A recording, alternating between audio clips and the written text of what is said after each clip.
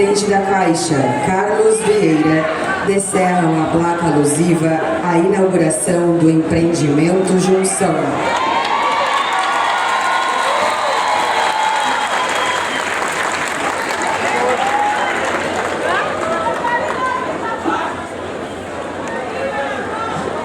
O empreendimento Junção ocupa uma área da União de cerca de 94 mil metros quadrados. A entrega das 1.276 unidades habitacionais será realizada por meio de concessões de direito real de uso, sendo individuais e gratuitas para cada família.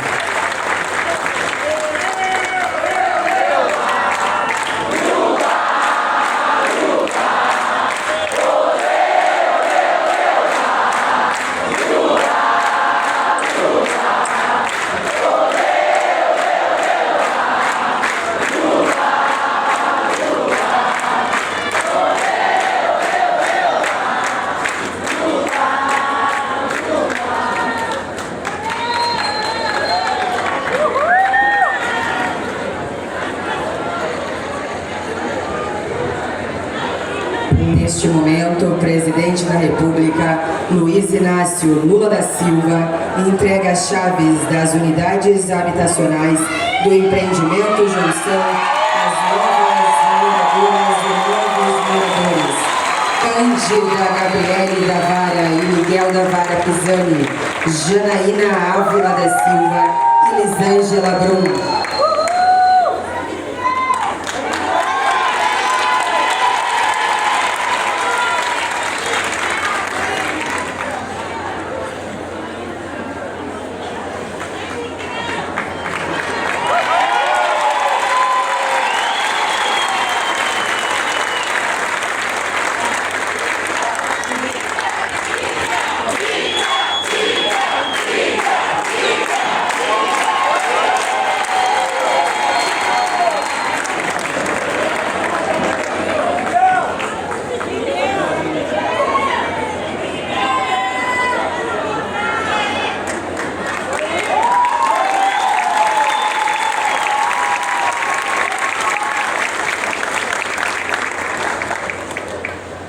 Janaína Ávila da Silva.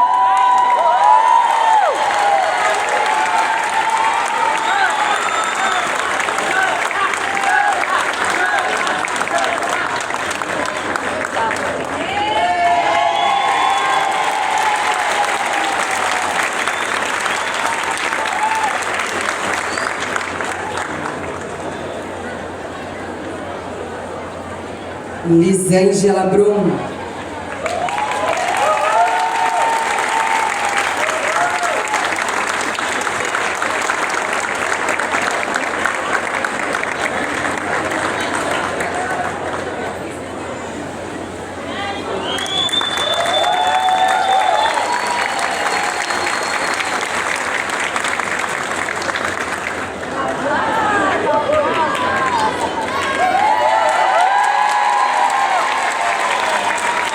Senhoras e senhores, com a palavra, o presidente da República, Luiz Inácio Lula da Silva.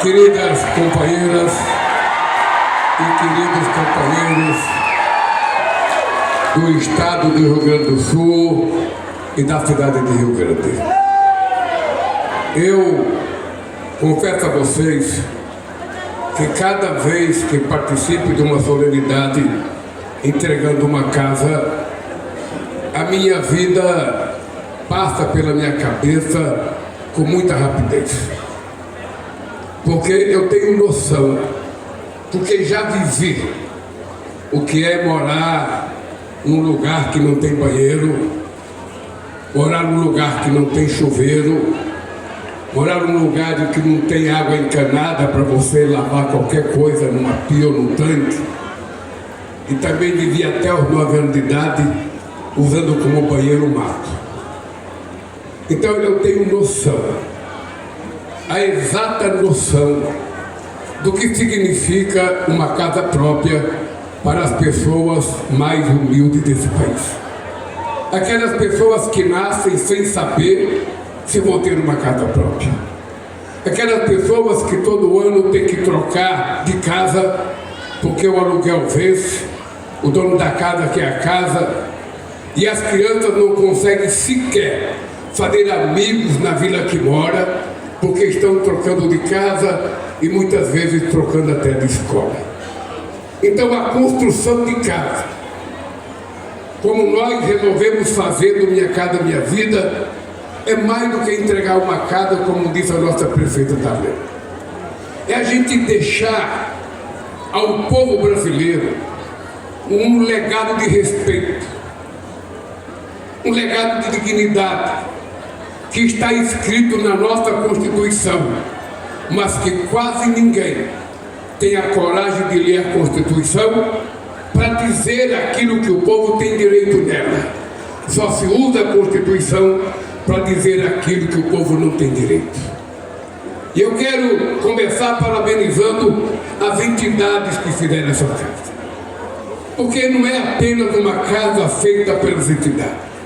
Quando nós começamos a discutir a construção de casa pelas entidades, havia muita gente que dizia para nós que nós não deveríamos arriscar construir casa com as entidades, porque elas não teriam competência para administrar as casas. O que eu posso constatar hoje com o Pedro Oliveira Dutra, você que foi meu primeiro ministro da cidade, é que as entidades não só aprenderam a fazer conjuntos habitacionais, como eles conseguem fazer maior e melhor do que as outras casas que a gente contrata. Houve um tempo que se dizia que a gente não podia construir prédio com elevador, porque as pessoas não tinham como fazer prédio com elevador, não sabiam nem como financiar isso. Hoje, as entidades já fazem prédio com elevador e faz ligação entre os próprios prédios para que as pessoas possam transitar de um prédio para o outro. Numa demonstração que, quando tem decisão política, nada é impossível de fazer nesse país.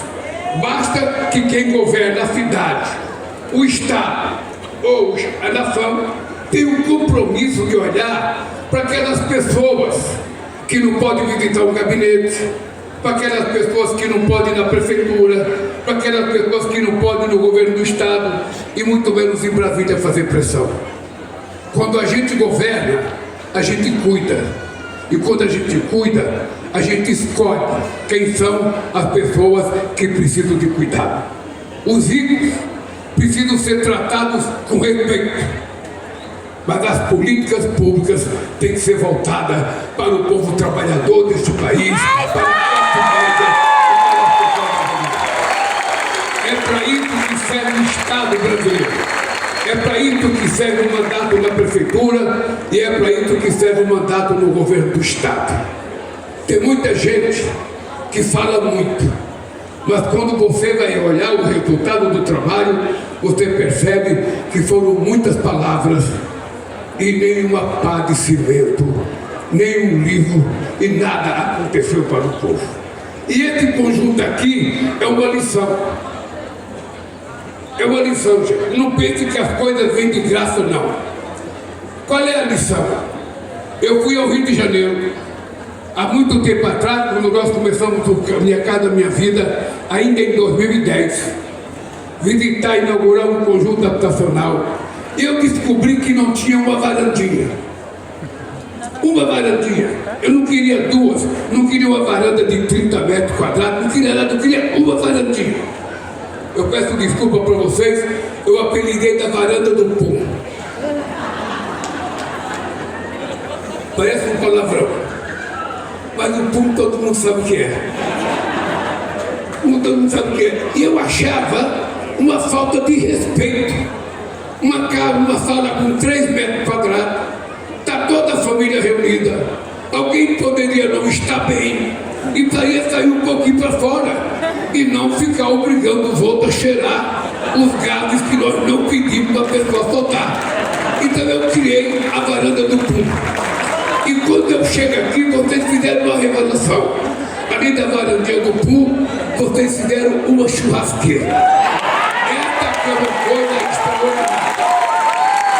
Mas, importante ainda, nos novos conjuntos habitacionais, todos terão que ter biblioteca.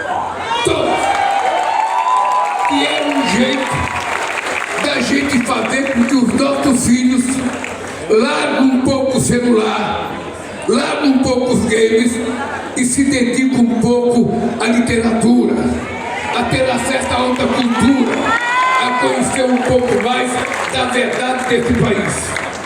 Mais ainda, eu fui ao Maranhão com meu ministro Jader inaugurar um conjunto habitacional. 3.000 casas,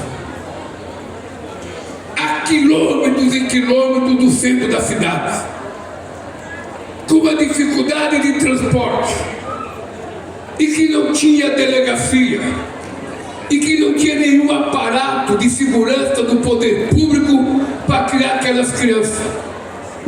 Eu disse lá no ato, eu vou voltar agora em março lá, porque é preciso ter construído um campo de futebol, é preciso ter construído creche, é preciso ter construído escola, áreas de lazer, porque senão você estará inaugurando uma grande favela e não um conjunto habitacional com respeito. E esse conjunto que eu estou inaugurando agora, graças a vocês, a presidenta Dilma, nós estamos inaugurando um conjunto que tem uma UPA a 300 metros daqui, tem um CRAS a 5 quilômetros daqui, tem um restaurante popular a 1,5 quilômetros daqui, tem uma estação rodoviária a 300 metros daqui, e tem centros educacionais e uma creche, e mais uma universidade a 5 quilômetros. Ou seja, aqui, nesse conjunto habitacional, vocês não foram jogados para longe do centro da cidade. Vocês ocuparam o próprio centro da cidade. Por isso, meus parabéns à prefeita, meus parabéns a Dilma Rousseff, que está na China essa hora, sabe? Parabéns à Caixa Econômica, parabéns ao ministro da cidade, mas, sobretudo, parabéns às comunidades, as entidades que trabalharam de forma muito importante para isso. Eu não sei se vocês perceberam, eu não li a minha nominata, para falar o nome de todo mundo que está aqui. Vocês perceberam que nós não colocamos muita gente para falar, porque todo ano que eu participo, fala 10, 12, 13 pessoas. E hoje, só para vocês terem ideia, eu suspendi o meu almoço, porque eu tenho mais 2 eventos. E se eu tivesse que parar para almoçar, eu não vou cumprir os 3 eventos. Então o que eu decidi? Em cada ato eu falar apenas o prefeito, falar o ministro da cidade, falar alguém representando o movimento e eu, curtinho, para que a gente possa ter tempo de cumprir a agenda, porque senão a gente não cumpre a agenda. Eu vou sair daqui agora, e nós vamos no Porto. No Porto, meu ministro dos Portos, Olívio, vai anunciar investimento de 24 bilhões de reais no Porto de Rio Branco. Nós vamos fazer a concessão do terreno para um terminal de uma empresa exportadora, que esse terreno era da União, e nós vamos hoje fazer a concessão com o empresário, que vai ser comunicado pelo Rui Costa, e vamos fazer com que o Porto de Rio Grande volte a ser um porto, sabe, que tenha importância para o mercado interno, para a geração de emprego, para a distribuição de renda e para a grandeza da cidade de Rio Grande, aqui nesse nosso querido Rio Grande do Sul. Depois nós vamos sair do porto e vamos para o estaleiro.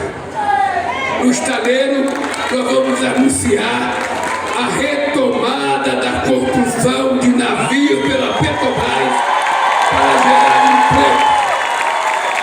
gerar emprego, para gerar renda. Porque foi com muita tristeza que eu vi que quando eu deixei a presidente e fizeram o impeachment da Dilma, esse porto mandou para a rua mais de 4 mil trabalhadores desse estaleiro. E a primeira vez que eu vim aqui para construir uma plataforma, me parece que a plataforma 53, uma grande plataforma que eu vim aqui. E de repente eles acabaram com isso. E o porto, que gerava muito emprego, passou a ficar praticamente só vazio, no silêncio da penumbra de governos irresponsáveis que não levaram em conta a necessidade da soberania nacional. E o transporte marítimo e a construção de estaleiro é uma forma da gente exercer a soberania. Mas aqui também vai ter uma coisa importante: quadra poliesportiva, academia ao ar livre, salão de festas, quiosque com churrasqueiras, playground e centros comunitários. Ou seja, na verdade, nós não estamos apenas construindo um conjunto habitacional, nós estamos construindo um novo modelo de cidade aqui na cidade de Rio Grande para o tempo de vida. Por isso, companheiros e companheiras, eu vou terminar minha fala dizendo para vocês que é com muita alegria que a gente consegue atingir a marca de 2.200.000 contratos em apenas 3 anos de governo. E agora nós temos a obrigação de contratar mais 800.000 até dezembro de 2026 para que a gente consiga bater um novo recorde. E quero dizer para vocês que nós encontramos esse país semi-destroçado. Eu não preciso dizer porque os prefeitos sabem como é que está o país. Os estudantes universitários sabem como é que estava a nossa universidade. Aquele que vive de pesquisa e tecnologia sabe como é que estava o Ministério de Ciência e Tecnologia. Vocês sabem que não tinha mais Ministério da Mulher, Ministério do Direito Humano, Ministério da Cultura, Ministério do Esporte, Ministério do Trabalho. Eles tinham acabado com tudo, achando que isso ia ser bom para o país. E eles quase destruíram esse país. Nós levamos 2 anos, tentando reformar esse país e recuperar esse país. Só para vocês terem ideia, eu encontrei no IBAMA em 2023 com 700 funcionários a menos do que 2010. Ou seja, vocês imaginam o descaso e o desmando que estava esse país. Nós encontramos 187.000 obras paralisadas, quase 3.000 creches, várias escolas municipais. E parece que 87.000 casas do Minha Casa Minha Vida, que tinha começado no governo da Dilma e que estava simplesmente paralisada. Eles inventaram construir casa verde e amarela, eles inventaram construir carteira de trabalho verde e amarela, eles imaginaram fazer tudo verde e amarelo, e a única coisa amarela é a cara deles de vergonha por não ter sabido governar esse país.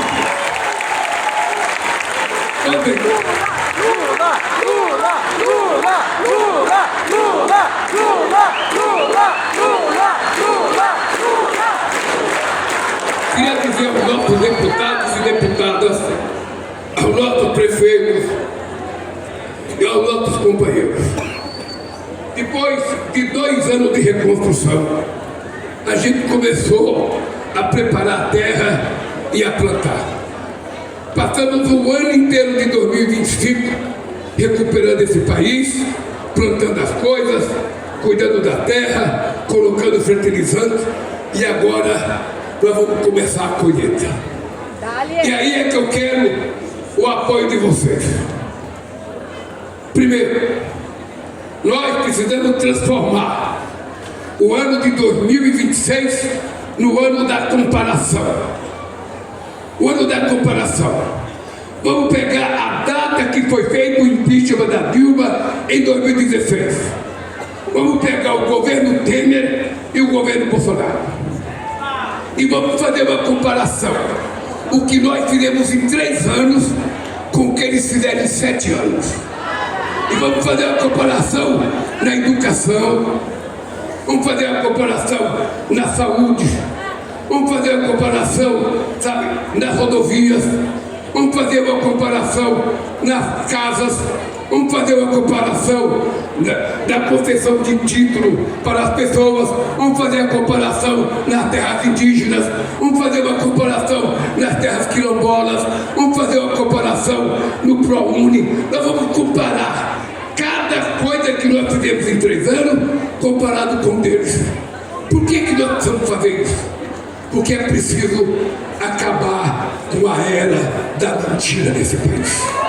É preciso acabar com a era da mentira nesse país. Não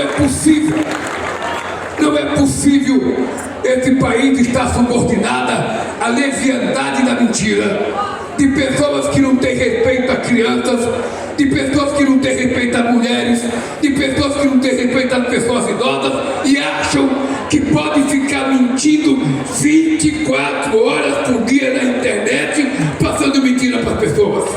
E todos vocês aprenderam, desde pequeno, que é mais fácil acreditar numa mentira do que na verdade.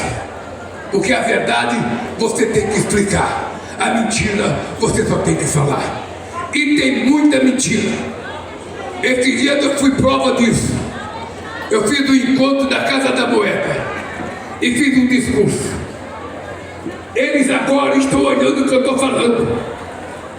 Podem ter certeza que eles estão olhando o que eu estou falando.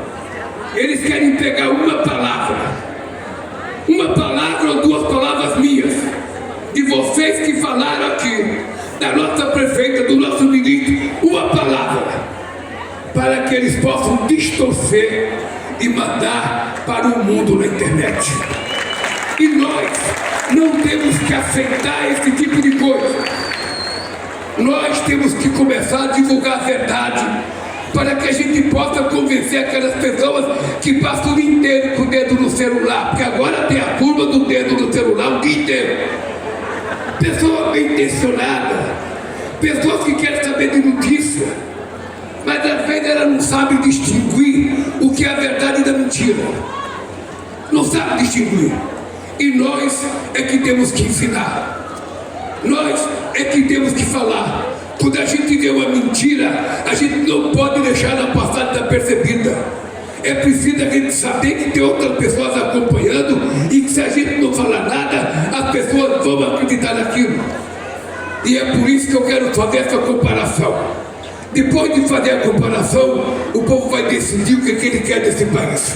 Mas eu não vou, enquanto eu for vivo, permitir que o povo brasileiro esteja subordinado à leviandade, à mentira, à grosseria e à falta de respeito às pessoas desse país. A responsabilidade não é do governo, a responsabilidade é nossa, é do pai, é da mãe, é do tio, é do avô, é do irmão, é do companheiro, é de todos nós. Veja que engraçado, Olívio Dutra. Veja que engraçado. Eu sou católico. E também os evangélicos, a gente durante muito tempo foi contra jogos de azar. Eu lembro que o jogo do bicho até hoje é um crime. Até hoje é um crime. Mas todo mundo joga no bicho. Todo mundo faz a sua fezinha na borboleta, no jacaré, não sei o que, eu não sei todos os bichos. Mas todo mundo sabe. A pessoa vai comprar um pãozinho, leva um papelzinho, eu quero jogar na borboleta, eu quero jogar no céu. Então, tem gente jogando até em bicho que não tem, mas joga. E a gente sempre foi contra o cassino. A gente sempre foi contra o cassino sob o argumento de que o cassino é jogo de azar. O que aconteceu no governo passado? Eles levaram um cassino para dentro da nossa casa, para os filhos da gente utilizar nos nossos telefones e fazer jogatina o dia inteiro, que a gente não vê outra coisa na televisão a não ser jogatina com essas bets. É gente gastando dinheiro que não tem no celular. Ou seja, a gente proibiu o povo de ir ao cassino, o cassino veio para dentro de casa. E a gente vai ter que regular essas coisas. Porque senão, quando nós tiramos o telefone e celular da escola, foi uma salvação da escola, porque não era possível a professora dar aula com um aluno jogando videogame na mesa da sala dele, e não era possível o aluno aprender se ele estava olhando no celular. Então foi uma bênção a gente tomar essa atitude. Tem países no mundo que já proibiram o telefone para jovens até 16 anos. Proibiram não, jogos na internet. Porque nós precisamos saber o que a gente quer ensinar para os nossos filhos. E cada pai tem que estar preocupado com isso. Uma mãe, quando a criança estiver chorando, pelo amor de Deus, não dê um tablet para ela. Pega no colo, dê um beijo, faça um carinho na criança.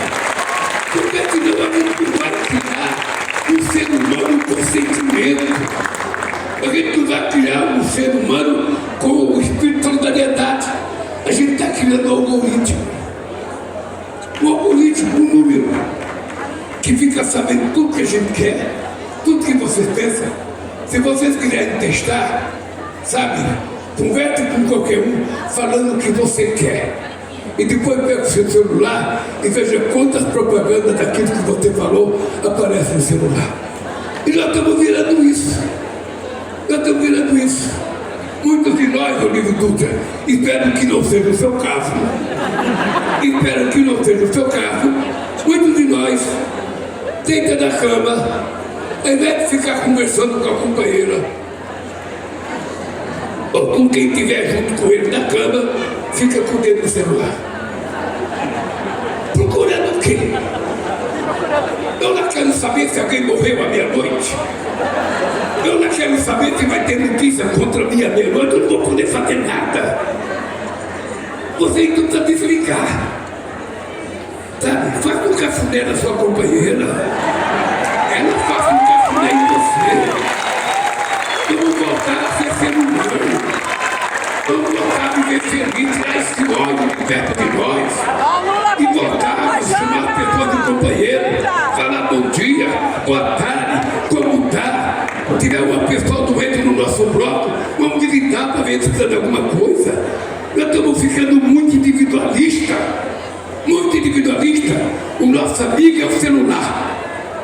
É ele. Muitas vezes se acorda 4h30 da manhã perto do sono, ao invés de fazer um chameguinho, já pega o celular. Nós não vamos criar coisa boa.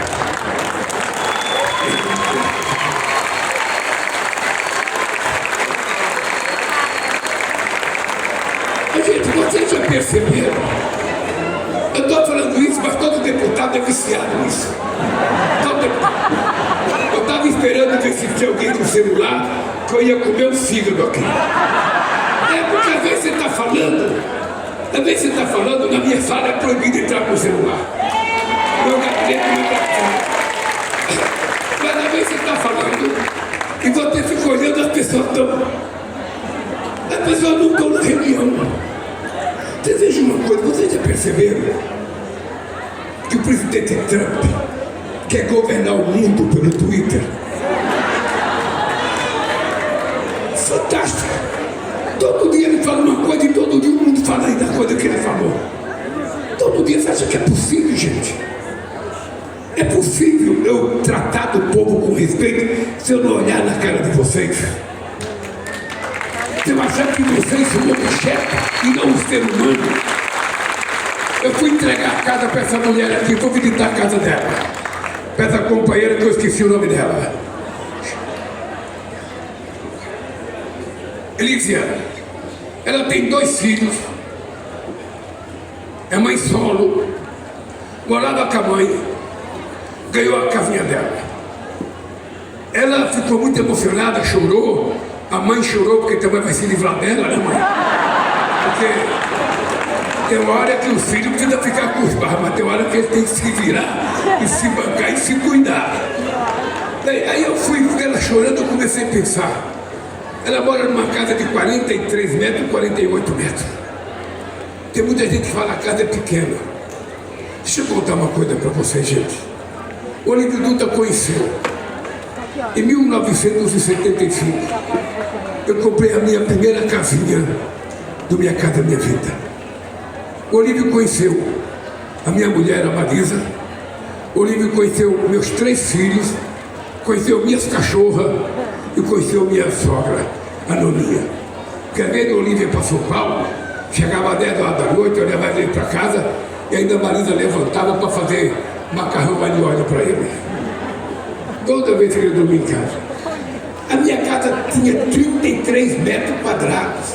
33 metros quadrados. E morava eu, mulher, 3 filhos, 2 cachorras e minha sogra.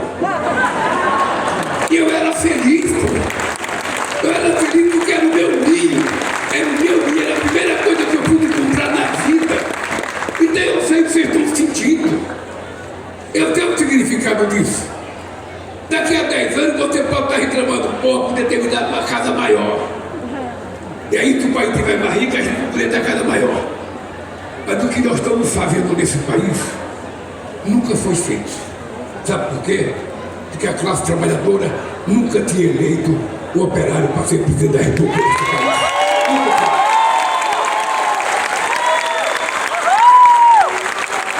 Então é importante a gente ter em conta que esse ano é o ano em que vocês são os candidatos. Vocês são os candidatos.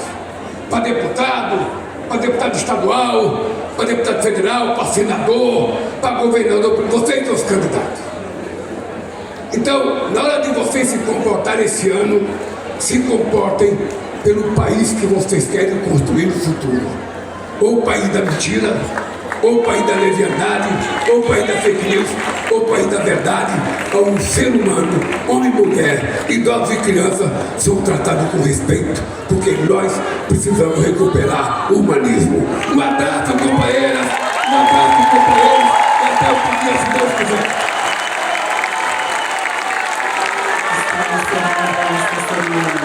Pede-se a todas e a todos que aguardem a saída do presidente da República.